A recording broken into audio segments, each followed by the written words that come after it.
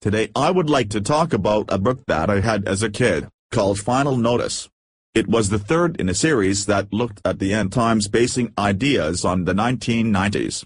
There were tons of crazy ideas in there, some stranger than others.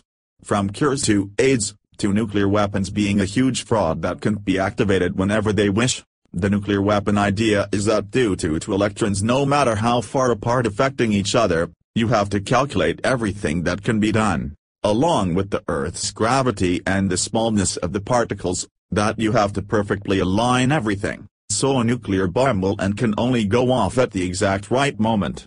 He claims that it's why the planes circled for so long before dropping the nukes over Hiroshima and such. They were waiting for the right time.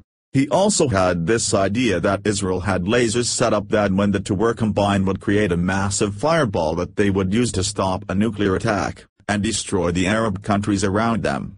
He also said there was a cure for AIDS, involving sending electrical current through the blood to create ozone that would kill the AIDS virus, but was being blocked by the NWO. There were other similar ideas in the book on this sort of theme.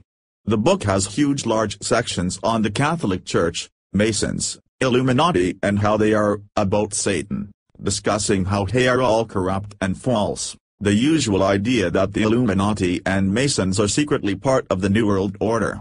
With the Catholic Church there is this idea that they are complacent in creating and forming a one-world religion that lets any beliefs happen, except of course true Christianity.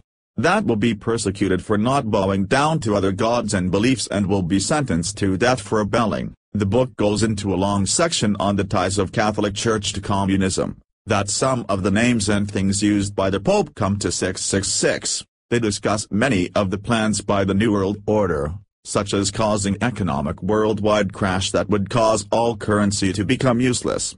This would allow them to form a one-world economy and reset all cash to a set amount. Everyone would be given a set amount of money to begin with. This would be done by a mandatory version of the RDIF chips inserted into the wrist or forehead, that would keep track of all your money. This would be the mark of the beast. Along with this is a plan for one-world passports, that can be used in any country without requiring for each one or any limits.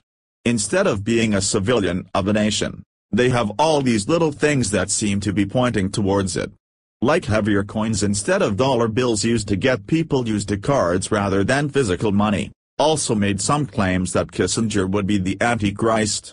There were even more crazier ideas than these, they were just the ones I remembered. Mind you, most of these things were supposed to be implemented by 2000, and that we would be in the tribulation by now. I will now make a prophecy of how camping will explain everything away. He's been using Nanava to explain the rapture. I think he will use it to also explain away.